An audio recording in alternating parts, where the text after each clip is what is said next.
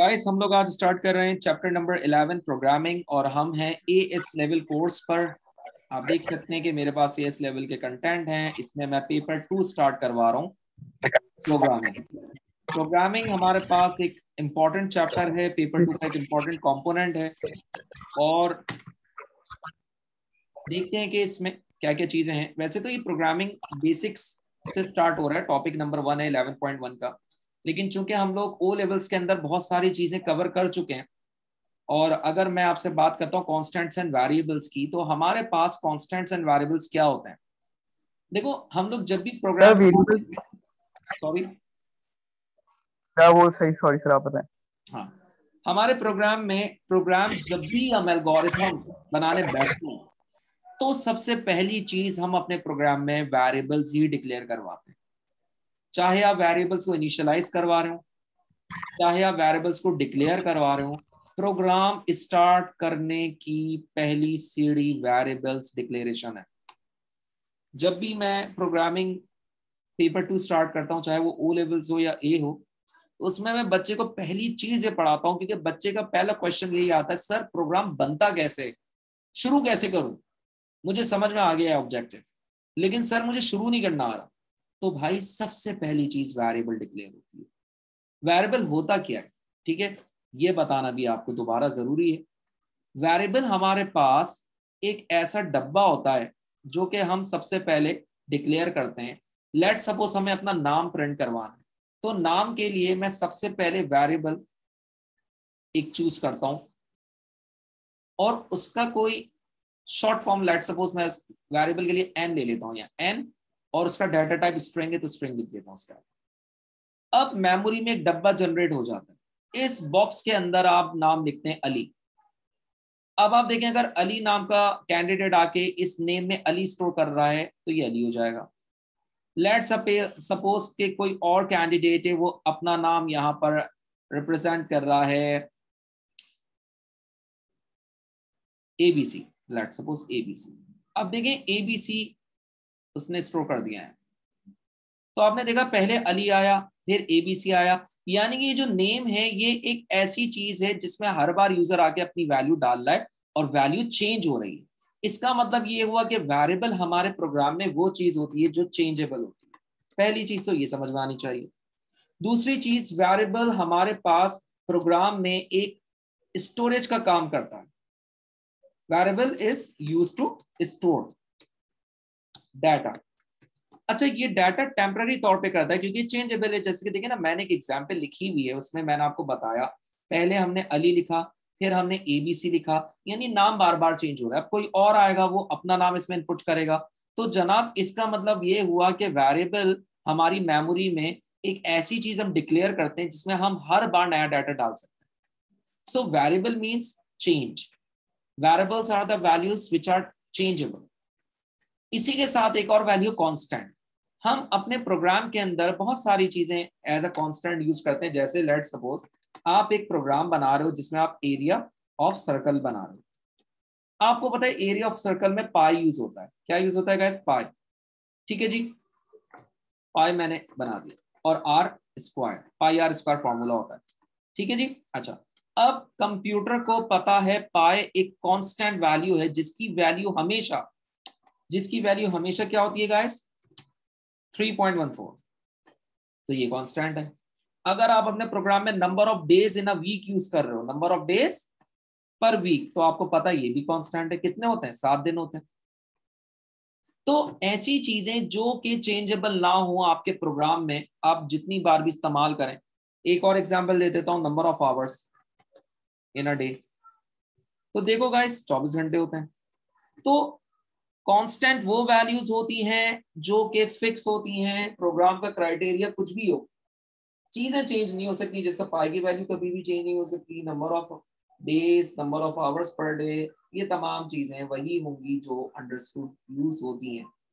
अलबत्ता वेरिएबल में आप देख रहे हो, नाम मैंने पहले अली लिखा फिर एबीसी लिखा, कोई और यूजर आएगा वो अपना नाम इनपुट करेगा। तो वेरिएबल एक बॉक्स होता है, एक डब्बा होता है, और आप उस डब्बे में कोई भी चीज स्टोर करवा सकते हैं। लेकिन ऐसा नहीं है कि मैंने नेम का कहा तो आप नेम की जगह 1 2 3 4 लिख रहे हो। देखो मैंने वेरिएबल लिया एन स्ट्रिंग, यहाँ पर ये देखो एन स्ट्रिंग लिया मैंने। तो एन स्ट्रिंग का मतलब क्या है कि इसमें सिर्फ अल्फाबेट्स ही यूज होंगे। N for name, string for data type, तो इसमें सिर्फ अल्फाबेट्स होंगे, इसके अलावा ये कोई और डाटा टाइप एक्सेप्ट ही नहीं करेगा। तो यहां पर कांस्टेंट एंड वेरिएबल्स की बात हमने की। क्या ये क्लियर है आपको?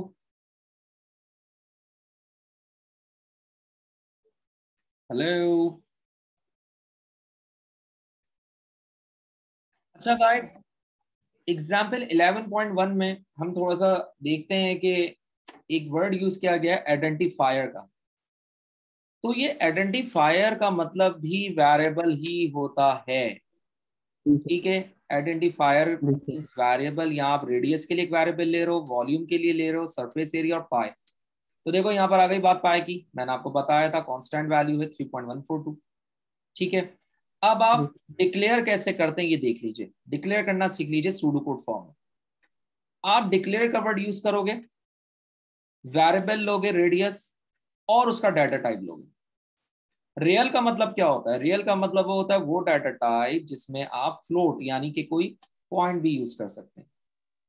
Declare volume, yes sir. Data type real. Declare surface area, data type real. Yes. Constant pi, और देखो इसकी वैल्यू रियल रियल नहीं बल्कि उन्होंने डायरेक्ट वही वैल्यू रखी जो कांस्टेंट यूज होती है 3.142। इस तरह आप अपनी प्रोग्रामिंग में डाटा को डिक्लेयर करते हैं। ठीक है, क्लियर है? जी सर क्लियर है। अच्छा जनाब, आपने ओ लेवल में कंप्यूटर पढ़ा था?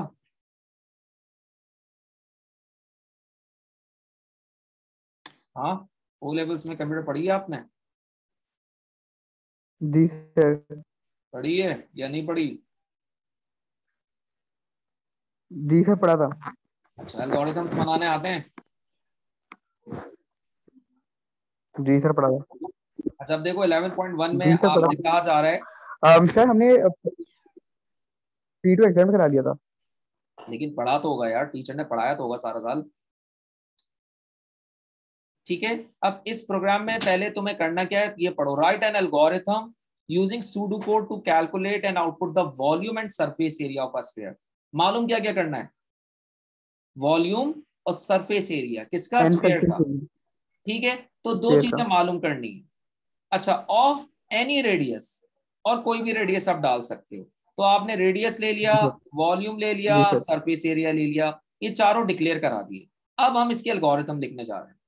सबसे पहले हमने इनपुट करवाया रेडियस, क्योंकि रेडियस इनपुट करोगे तो फॉर्मूला आगे बढ़ेगा। अब आपने यहां पर जी सर। कंडीशन यूज कर दी वाइल की। ठीक है, वाइल यानी कि अगर रेडियस बराबर हो जीरो के। अच्छा, इन्होंने लिखा है लेसर देन और इक्वल टू। ठीक है, तो यहाँ इक्वल टू होना चाहिए, लेसर नहीं हो सकता रेडियस। ठीक है ना, जीरो यानी जीरो से ज्यादा या ग्रेटर देन आना चाहिए था, पता नहीं क्यों इन्होंने उल्टी साइन लगाई है। यहाँ ग्रेटर देन और इक्वल टू आएगा, ये वाला साइन, ये देखो ये आएगा। जी जीरो सर। यानी रेडियस जीरो हो या उससे ज्यादा हो, उसके बाद आप इनपुट करवाते हैं। देखिए हमेशा याद रखिए, आपने ऊपर इनपुट करवाया, फिर आपने उसे कंडीशन दी वाइल की कि जो भी यूजर रेडियस इनपुट करता है, जैसे मैंने 5 इनपुट किया, ये देखना। अब बताओ क्या 5 जीरो से ज्यादा है? तो वो कह रहे इनपुट करें रेडियस, आपने जी 5 सर। इनपुट कर दिया। And ji sir. वाइल, अब आपका रेडियस 5 आ गया और आपकी वैल्यू ये कंफर्म हो गई कि यूजर ने इनपुट कर दिया 5। अब हम क्या करेंगे, ये देखिए वॉल्यूम का फॉर्मूला लेंगे। वॉल्यूम का फॉर्मूला होता है 4/3 pi into radius cube. Radius ये यस सर। 3 बार लिखा है, इसका मतलब है रेडियस क्यूब होता है यहाँ पर। ये 3 बार है तो सर। क्यूब होगा। अब आपने रेडियस की वैल्यू क्या डाली थी? 5। 5। Yes sir. 5, अब कंप्यूटर इसको 5 लेगा। पाई की वैल्यू तुम्हें पता ही है 3.142, और 4/3 कंप्यूटर खुद डिवाइड कराएगा। तो ऑल दो ये तमाम चीजें वॉल्यूम कहलाएंगी। क्या कहलाएंगी? वॉल्यूम। अब एक और हमें वॉल्यूम। फॉर्मूला मालूम करना था सरफेस एरिया का। इसका फॉर्मूला था 4 पाई r स्क्वायर। देखो आर स्क्वायर में 2 बार यस आर, सर। पाई की वैल्यू कांस्टेंट और 4। तो इस तरह आपने वॉल्यूम और सरफेस एरिया दोनों प्रोसेस किया। अब आखिर में आप उसे प्रिंट करवाएंगे। प्रिंट के लिए सूडो कोड यूज होता है, आउटपुट। और आपने देखें प्रिंट जी सर। यानी सरफेस एरिया और वॉल्यूम दोनों को करवा दिया। ये एक बहुत माइनर सी एल्गोरिथम है। ठीक है, इसके अंदर हमने क्या किया, रेडियस इनपुट किया और वॉल्यूम और सरफेस एरिया का फॉर्मूला प्रोसेस किया और आउटपुट किया।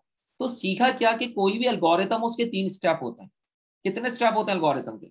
3 स्टेप्स। एक होता है इनपुट, प्रोसेस, आउटपुट। एक होता है प्रोसेस, और एक होता है आउटपुट। तो हमेशा इस स्टेप को याद रखना है। पहले स्टेप में हमेशा इनपुट करोगे, दूसरे में प्रोसेस शो करोगे, और तीसरे में उसका रिजल्ट प्रिंट करोगे। राइट? जी सर। आगे बढ़ना है।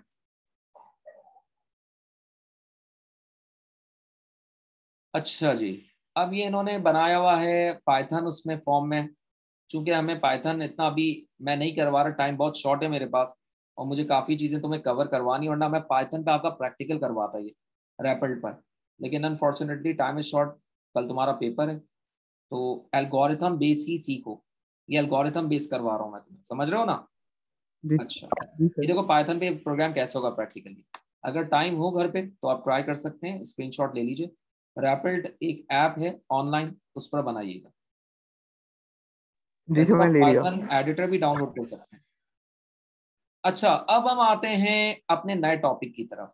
Many programming languages contain built in functions ready to be use. For example div returns an integer part of the division and mod returns a reminder. लेकिन ये बहुत सारी प्रोग्रामिंग लैंग्वेजेस हैं जिनके अंदर पहले से ही रेडीमेड फंक्शन बने हुए होते हैं। ऐसे रेडीमेड फंक्शंस को हम बिल्ट इन फंक्शंस कहते हैं। क्या कहते हैं? Built in functions. कुछ लोग उसको लाइब्रेरी रूटीन भी कहते हैं। क्या कहते हैं? Library routine. जैसे लाइब्रेरी पाइथन रूटीन। के अंदर div है, ये डिवीजन कहलाता है, और mod है, ये कहलाता है मॉड। और मॉड का मतलब होता है जब आपको अपने प्रोग्राम में रिमाइंडर की वैल्यू चाहिए हो, यानी रिमाइंडर चाहिए हो। क्या मतलब? जी सर। इतना आप नहीं समझोगे, मैं समझाता हूँ। देखो भाई, ये डिवीजन है, 10 हो गया। लेट सपोज आप इसको डिवाइड करवा रहे हो किससे? 3 से। 3 3 जा 9, 9। 10 माइनस 9 1 बचा। अब ये जो 1 रिमाइंडर है ना, 7 हो ये गया। मॉड कहलाएगा। क्या कहलाएगा? मॉड। Mod sir. और ऊपर वाला जो 3 है ना, वो div कहलाएगा। डिफ कराएगा। सही है? क्लियर हुआ? तो ये तमाम फंक्शन प्रोग्रामिंग पाइथन या वीबी या जावा में पहले से स्टोर होते हैं। ऐसे फंक्शंस को कहते हैं बिल्ट इन फंक्शंस। क्या कहते हैं भाई? Built in functions. अच्छा जी, functions are used for string manipulation. Strings are one of the best ways of storing data. The comparison of data stored in a string has many uses. For example, checking password, username, memorable data. देखो भाई, हमारे पास function उस वक्त इस्तेमाल होते हैं जब हम कोई डाटा, कोई प्रोग्राम, कोई ऐसा प्रोग्राम बना रहे हो जिसमें हम कोई टास्क परफॉर्म कर रहे हैं। यानी कि लेट सपोज अगर मैं बात करता हूँ, enter your name, enter your age, divide 2 number. तो ये तमाम चीजों को जब हम मैनिपुलेट कर रहे होते हैं, यानी प्रोसेस कर रहे होते हैं, तो यही फंक्शन यूज करते हैं, मॉड, div और बहुत सारे फंक्शन। ठीक है? अच्छा, आगे बढ़ते हैं। अब आपके सामने यहाँ पर एक एल्गोरिथम है। इस एल्गोरिथम में आपने देखा करना क्या है। एल्गोरिथम यूज करो sudo code to check the length of a password and the first and the last letter of the password input is correct. यानी कि पहले तो आपको पासवर्ड देखना है कितना लंबा है, उसके बाद आपको पासवर्ड का फर्स्ट और लास्ट लेटर भी चेक करना है। तो आप क्या करोगे? देखो, स्ट्रिंग यूज करोगे, कैसे देखते हैं।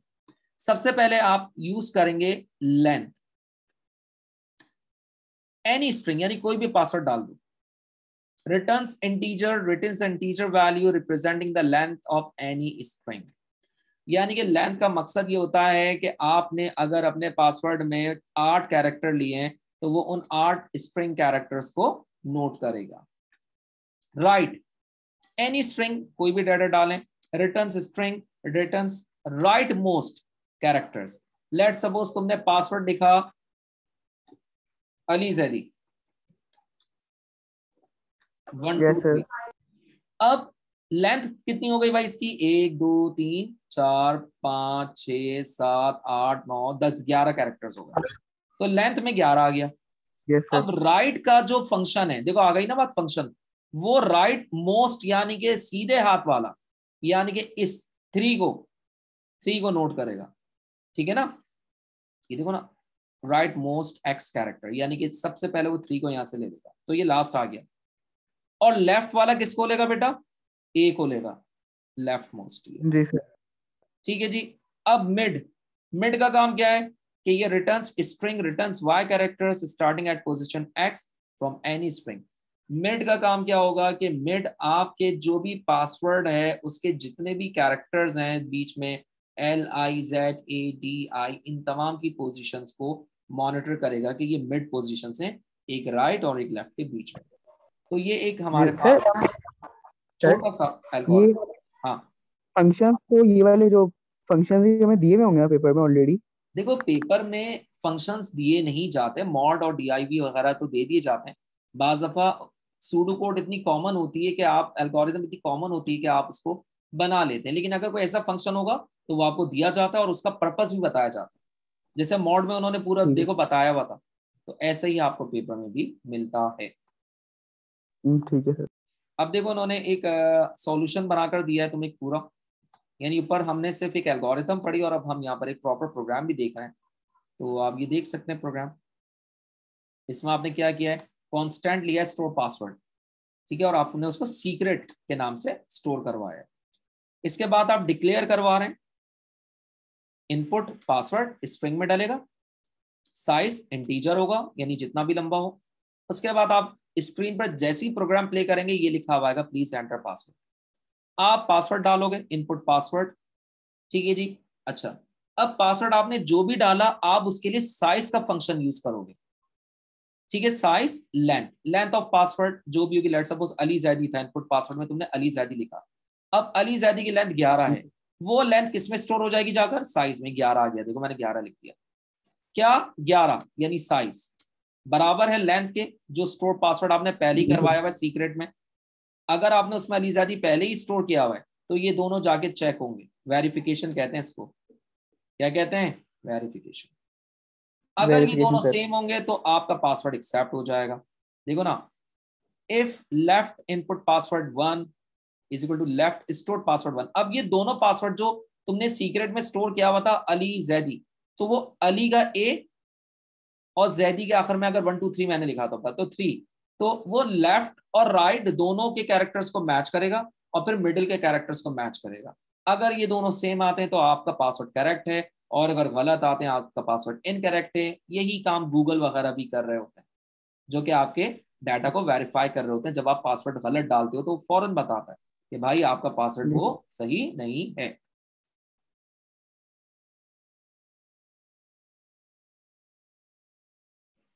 देखिए मैंने अभी बताया था आपको कि लाइब्रेरी रूटीन्स हमारे पास एक ऐसे सिस्टम को कहते हैं जिसमें एक लाइब्रेरी होती है प्रोग्राम की अपनी, जिसमें प्रोग्राम में जितने भी फंक्शंस प्रोसीजर्स इस्तेमाल होते हैं वो तमाम उस लाइब्रेरी में स्टोर होते हैं। और जब भी प्रोग्रामर को यूज करना हो उन फंक्शंस को या प्रोसीजर्स को, वो उनको कॉल करवाता है और उनको इस्तेमाल कर लेता है।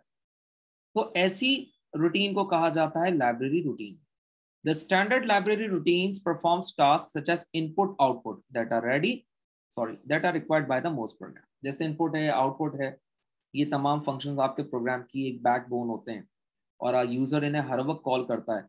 तो ऐसी चीज को हम लाइब्रेरी रूटीन्स के नाम से कहते हैं।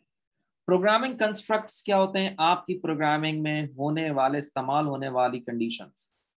तो दो तरह की प्रोग्रामिंग कंडीशन इस्तेमाल होती है हमारे पास, एक होती है केस ऑफ और दूसरी कहलाती है इफ देन एल्स।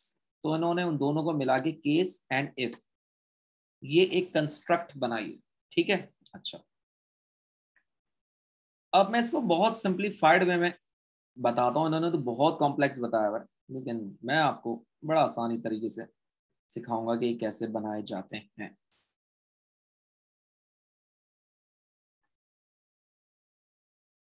और आपको इसके सामने अपने कंडीशनल स्टेटमेंट्स का एक टॉपिक नजर आ रहा है। ये हमारे पास प्रोग्राम के अंदर कंडीशनल स्टेटमेंट्स होती हैं, if then else case of. दोनों उस वक्त यूज होती हैं जब आपके पास प्रोग्राम के अंदर मल्टीपल चॉइस और आपको उस चॉइस में से कोई एक चीज सेलेक्ट करनी है। ऐसी स्टेटमेंट्स को कंडीशनल स्टेटमेंट्स कहा जाता है या प्रोग्रामिंग कंस्ट्रक्ट्स, ठीक है भाई। इफ देन एल्स और केस ऑफ, पहले बात मैं करूंगा इफ देन एल्स की। इफ देन एल्स जब भी आपके प्रोग्राम में यूज होगी, हमेशा याद रखो ऐसा एक कंडीशनल बॉक्स बना हुआ होगा। ये देख। जी सर। ठीक है, मैं इतना अच्छा नहीं बना पा रहा, मैं देखता हूँ कोई शेप मिल जाए ऑटोमेटिक, वर्ड के अंदर मिल जाता है वैसे। इंसर्ट शेप्स एंड ये देखो, ये कहलाता है आपका डायमंड बॉक्स।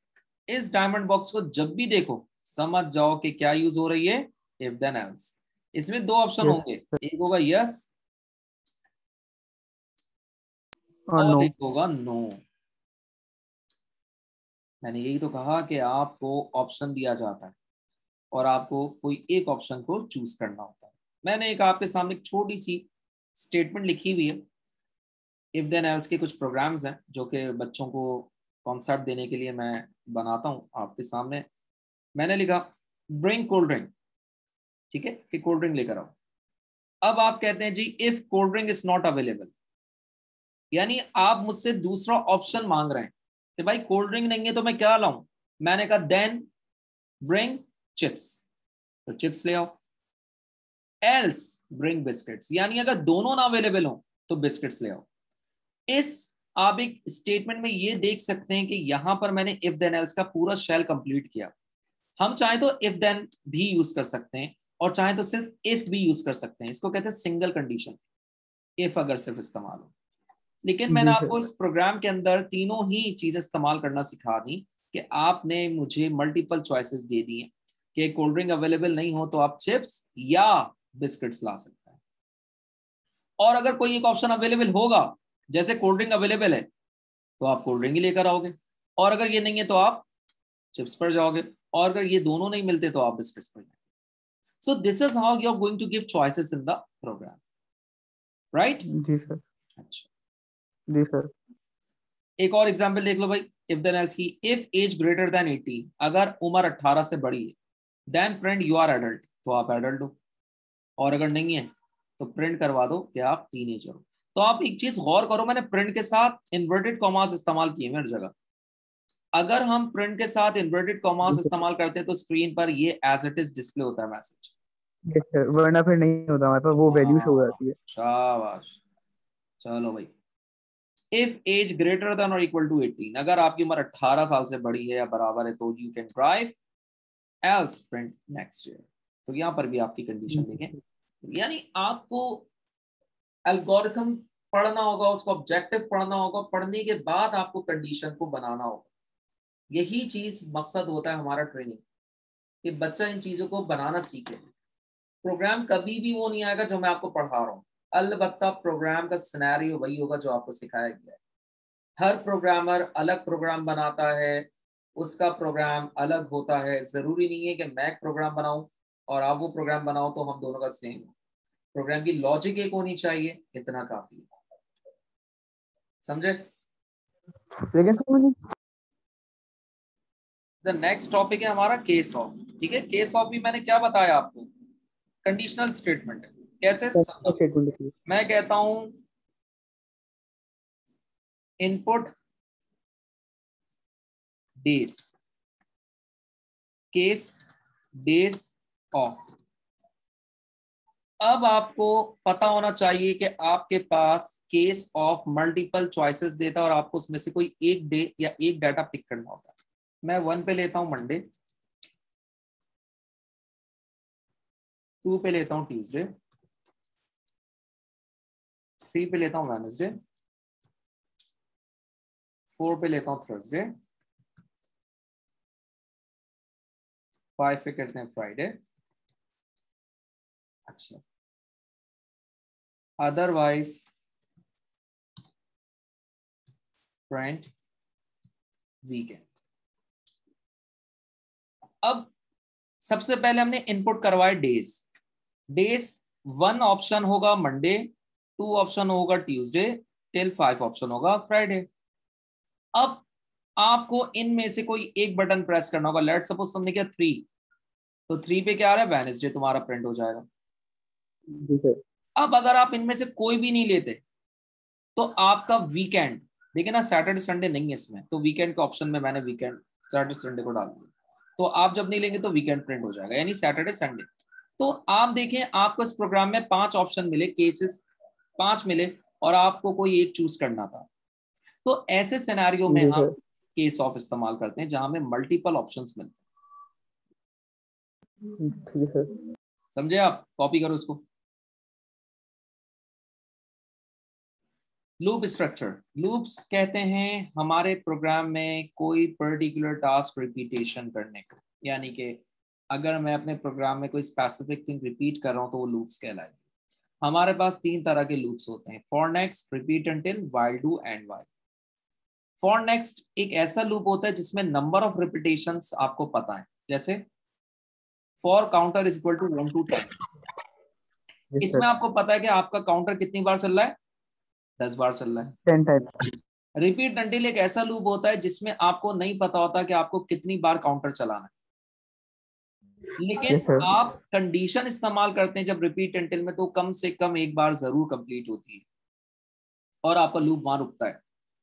व्हाइल डू में भी आपको नहीं पता होता लूप कितनी बार चलाना है और आपका लूप कभी भी कंप्लीट नहीं हो पाता, और आपको उसमें कोई ऐसी कंडीशन डालनी होती है जिसकी मदद से आप लूप को रोक दें।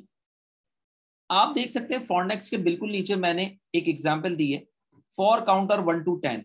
इसका मतलब ये हुआ कि कंप्यूटर को कितनी बार लूप चलाना है, 10 बार। 10 टाइम सर। आप देखो मैंने काउंटर को यहाँ सी से रिप्रेजेंट किया, ये देखो ये रसी, और जी आप सर। देखो यहाँ 1 से स्टार्ट हुआ है, 2 3 till 10 जा रहा है। अब आपने जी ऑप्शन सर। प्रिंट करवाया एक स्क्रीन पर, एंटर नेम। अब आपको इनपुट करना पड़ेगा स्टूडेंट नेम। आपने स्टूडेंट नेम इनपुट किया अली, ये देखो अली इनपुट किया।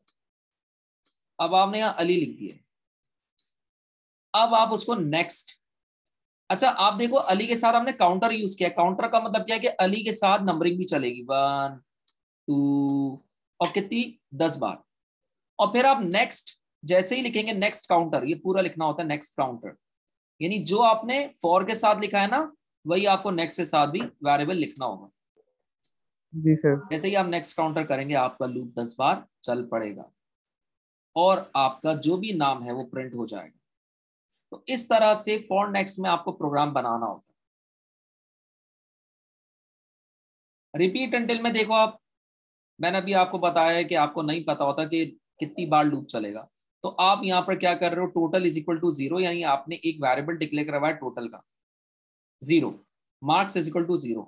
ये देखो टोटल 0, ये देखो, और मार्क्स भी 0, ये देखो दोनों 0 0। अब आप रिपीट करवा रहे हो, लूप लगा दिया रिपीट का, total is equal to total plus marks. अब दोनों 0 0 थे, अब लेट सपोज एक बच्चे के 20 नंबर आए, तो ये 20 नंबर किस में सेव हो जाएंगे, मार्क्स, टोटल में। ये देखो टोटल में सेव हो गए, तो 20 हो टोटल गए। में हो जाएंगे। अब उसी बच्चे के फिजिक्स में 30 आए, तो 20 और 30 50, ये देखो। अब उसी के केमिस्ट्री में 50। 40 आए, तो ये देखो 90 हो गए। अब उसी के कंप्यूटर में 50 आए, तो देखो 40 हो गए। अब ये 40 पांचों हो गए। बच्चे के मार्क्स हो गए, अब और मार्क्स नहीं डालने। तो अब आपने देखो एक कंडीशन दी, print enter value for mark -1 to finish input marks. अब आप इनपुट मार्क्स करोगे और जब आपको अपना लूप रोकना होगा तो आप until mark is equal to -1, यानी कब तक मार्क्स डालते रहोगे जब तक -1 ना आए। तो जैसे ही आपने -1 या इनपुट किया, ये देखो, यानी मार्क्स के बाद -1 लिखा, आपका लूप यहाँ टर्मिनेट हो गया। जी सर तो बिल्कुल सही आपने समझ कोई में आ गया। कंडीशन दी तभी जाकर आपका लूप रुका, राइट। वाइल डू भी सेम यही है, इसी तरह होता है। वाइल डू में भी आप देख सकते हैं आपके सामने प्रोग्राम है, बस इसमें आपने वाइल का फंक्शन यूज किया है, लूप यूज किया, और यहाँ देखो कंडीशन लगाई, तो जी सेम सर। वही है, देखो यहाँ पर भी सेम वही चीज है। तो ये 3 तरह के हमने लूप्स पढ़े। अब आप जल्दी से अपनी मोबाइल से स्क्रीनशॉट ले लो इसका। 1 मिनट सर। बिल्कुल बिल्कुल, टेक योर टाइम। हो गया सर। डन है। अच्छा वाइल डू ले लो।